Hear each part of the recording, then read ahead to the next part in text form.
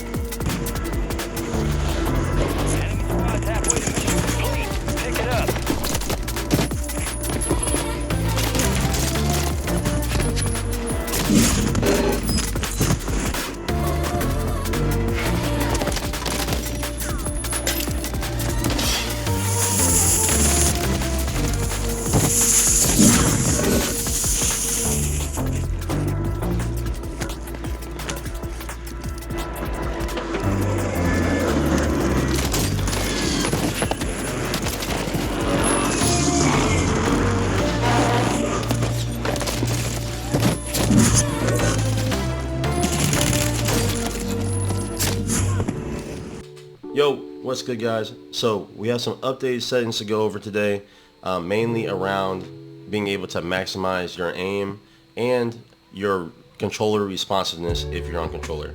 Now, if you're on keyboard and mouse, most of these settings probably won't apply to you, but if you're on controller, this applies to you whether you're on PC or console. So yeah, let's get into it. Okay, so we're gonna start off with the controller settings. Some of these things might come down to your preference. It really depends on how comfortable you are as a player. But there's some key things that you should probably maintain and try to maintain as you're editing these settings.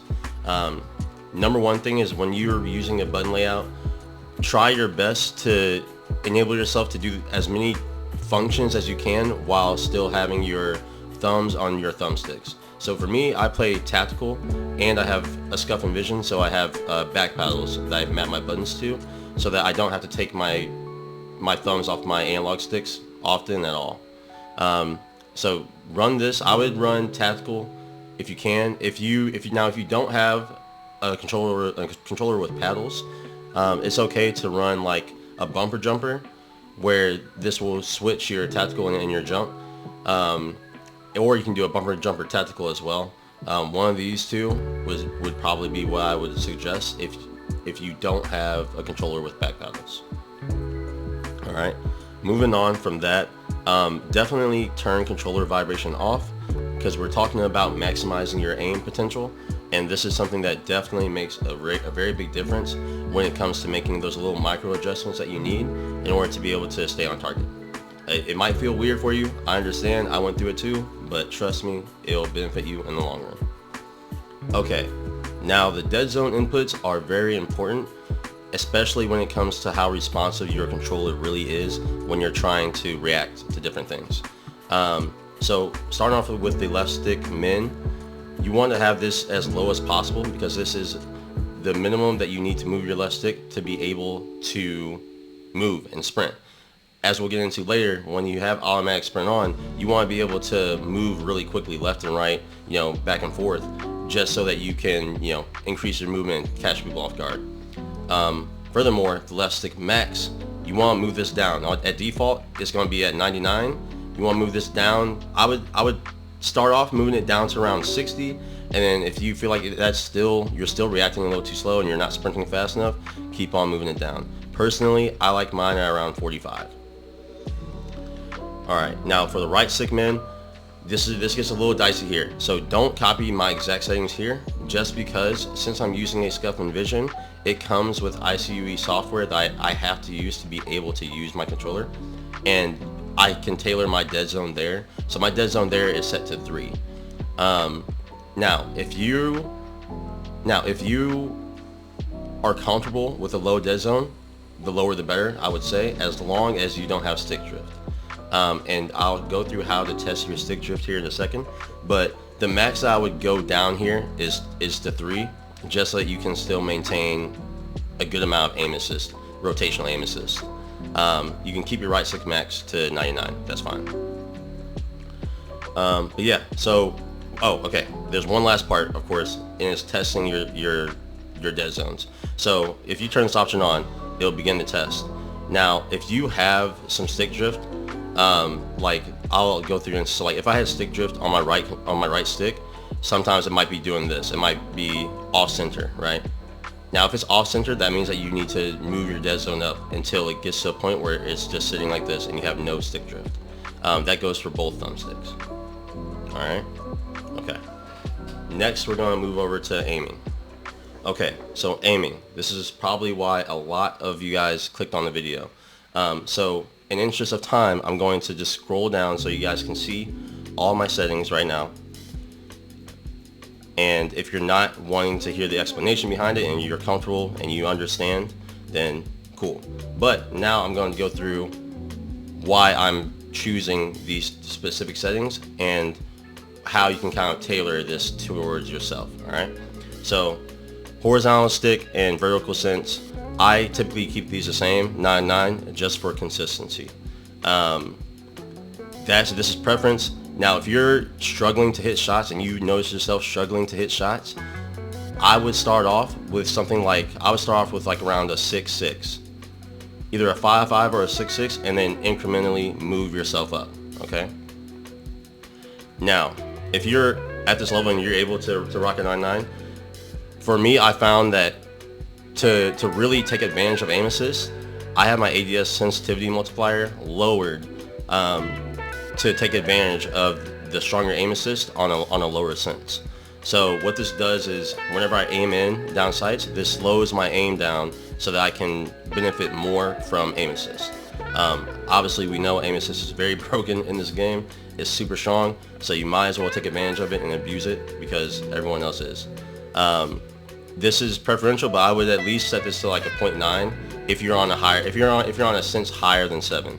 Now, if you're on a sensitivity that's lower than 7, you could probably just keep this at 1, and you wouldn't really notice that much of a difference.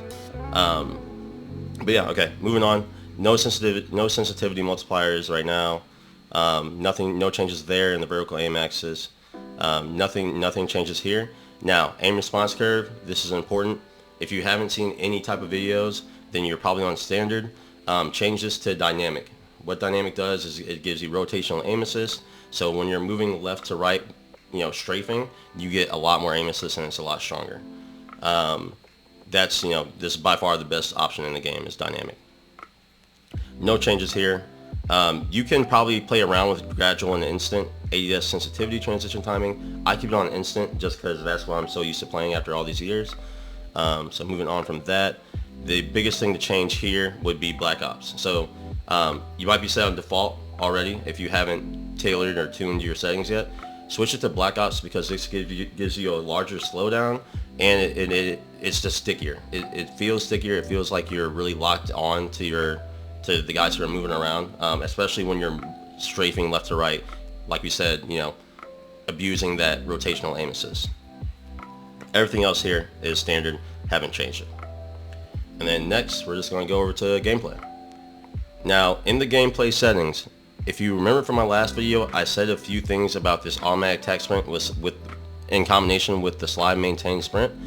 I'm going to go back over this, and there's a few bugs in the game right now that kind of impact this setting. So I have mine personally. I have on automatic attack sprint, and I have slide maintain sprint off, but I'm going to come back to this. Okay, I'll move forward off. Tactical sprint behavior doesn't really matter because we have automatic sprint, so it is what it is for here.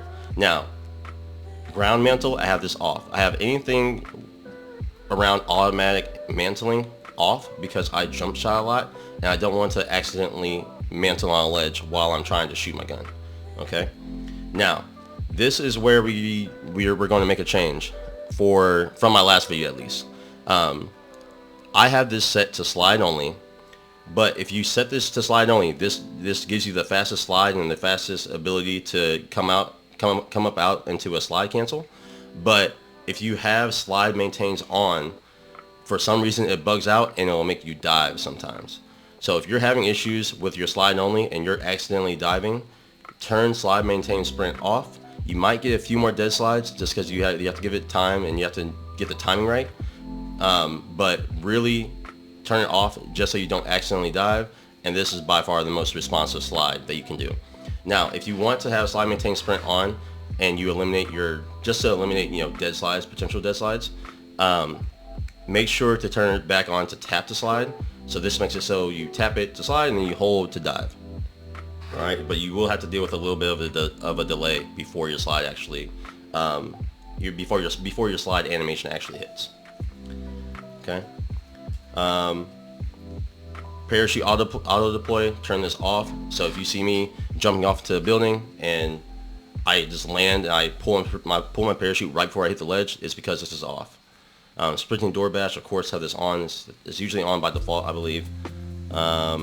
Mantle only. No, I don't think that I've made any other changes here. So you can see my settings here, but no other changes. So yeah, that pretty much does it for my settings. I hope this really helps you guys maximize your aim potential. You should feel a lot snappier, a lot more responsive with the changes that we've made. And if you want to get some good practice in, Vondel Lockdown is going on right now. It's a great mode for practicing and fine-tuning different aspects of your game when it comes to Resurgence. So definitely check it out. Definitely, use it to test yourself and test your preferences. But yeah, aside from that, thank you guys for tuning into the video. Be sure to leave a like, comment, and subscribe. And I'll see you on the next one. Peace.